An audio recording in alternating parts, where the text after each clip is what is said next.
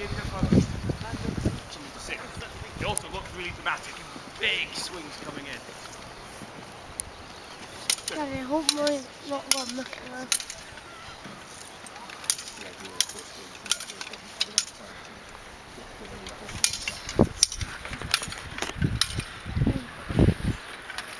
Daddy, am I right to make one on the top of that mode? I controlled it. No, from the top, on the way out.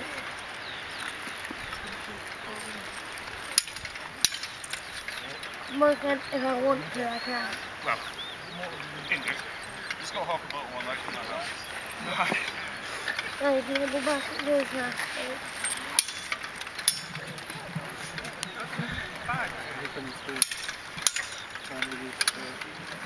Good afternoon, ladies and gentlemen. You're going to have to start getting used to walking. Glad my pikeman training was sorted. Some of them not this. What I want to do now is to give you a little bit of an insight into the siege of the castle. And we'll talk a bit about the weapons that were used. And my colleague on the archaeology team is going to emerge from the castle any minute to give us what they're finding and how it all fits together. This castle has been besieged many times over the years. The siege that I'm interested in is 1651. It's a siege with the Scots on the inside and an English army on the outside. February 1651, this castle came under siege. The English New Model Army, Oliver Cromwell's army, were on the outside. They were in Scotland because in 1649 the English cut the head off Charles I, who was King of England and King of Scotland. The Scots immediately declared his son Charles II king. And in the summer of 1650, Charles II landed in Scotland at Spey Bay to become king. Within a month of him landing, the English invaded Scotland. Oliver Cromwell knew that a king in Scotland was not going to stay there for long. He was wanting to be a king in England. Charles II was very keen to raise a Scots army to invade England, to reclaim his father's throne. So to preempt that, the English invaded Scotland. And very quickly, they captured sort of half the country. They beat the Scots field army at Dunbar, just a few miles from here, in September of 1650. They captured Edinburgh, not the castle. It held out until December of 1650. They had all of Scotland below the 4th Clyde line, apart from this castle, Fast Castle, and the Bass Rock. This castle was a real problem for the English because their supply lines were by road from Berwick up to Edinburgh, to where the army was based, or by sea along the coastline. Well, the garrison here was not a big garrison, just over 100 men. They were mounted on horses and sallied out and harassed the English supply chains. But they were also pirates, and English ships that sailed along the coastline got attacked by Scots pirates from Tantallon. So the English said, we've got to get rid of this castle. General Monk was the man that was given the job. Now his speciality was the use of guns, mortars and cannons. And as he proved right across Scotland, his policy was to arrive at the castle and blast away until they surrendered, till they came out with their hands up. There are various ways of taking a castle, and there are various rules and laws. During the period, what they regarded was quite civilized, but they would ask you to surrender. And if you surrender right away, a castle, town, a city, you're often allowed to march out with your weapons and your flags.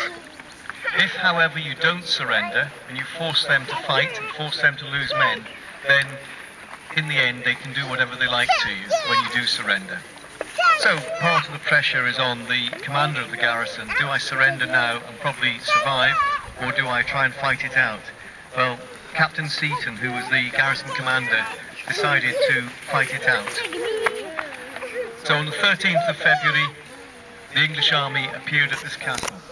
There's an English army that had cannons and mortars, and 120 men on the inside defending this castle. They refused the opportunity to surrender, so they were then besieged.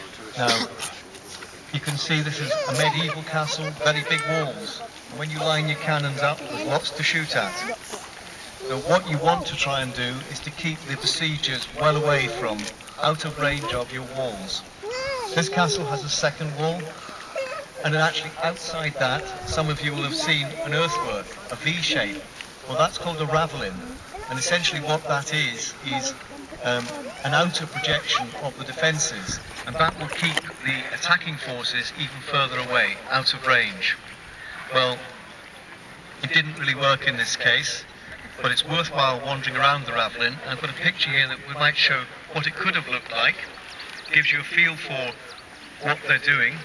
And in actual fact, when you look at this castle, the damage that Monk's guns made were largely on the two end towers. So we feel that it was probably flanking fire actually to destroy those towers. The Scots garrison in the end held up in that tower and obviously had to surrender. They surrendered sort of 8 days after the siege started. General Monk's policy was to use cannons to blast in the defences, and then he would bring mortars in close. Now, a mortar is a very short, stubby cannon that fires a bomb up into the air and it comes straight down. So it's ideal for putting over the wall and blowing up what's inside. But you have to get close before you can fire a mortar because the range is very short. This castle's got an outer defence and a ravelin outside that, so they're trying to keep you away. Those of you who were here earlier saw the muskets, and we'll be firing the muskets again at 2 o'clock. But the muskets have got an effective killing range of 50 to 60 yards, so you have to get in close. The musket balls will go 200, 300 yards, but they lose velocity and lose accuracy. So musketeers defending this castle are only going to be shooting at men very close range. This courtyard was full of buildings, but the defenders levelled them all because that cleared a field of fire for their defending musketeers, because that's the kind of range we're talking about. The castle surrendered with a bombardment, as did Stirling later in the year. Another way of getting into a castle is by the use of a petard, and we'll go and look at one in shortly. But at Edinburgh Castle, it was taken by a petard. A petard is a bomb which you attach to the door, blows in the wooden door, and in 1639, just before this war, Edinburgh Castle was taken by 200 men.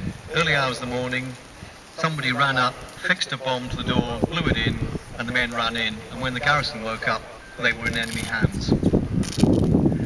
There are other devious methods, often involving collusion. And I think one of the very famous ones, again in this period, in 1640, Dumbarton Castle. Very difficult castle to take.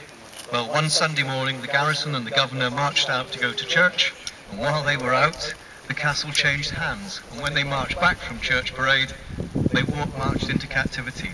So some of the men they left behind had a deal with the guys on the outside. If you step this way, ladies and gentlemen, we'll go and see some of the other weapons.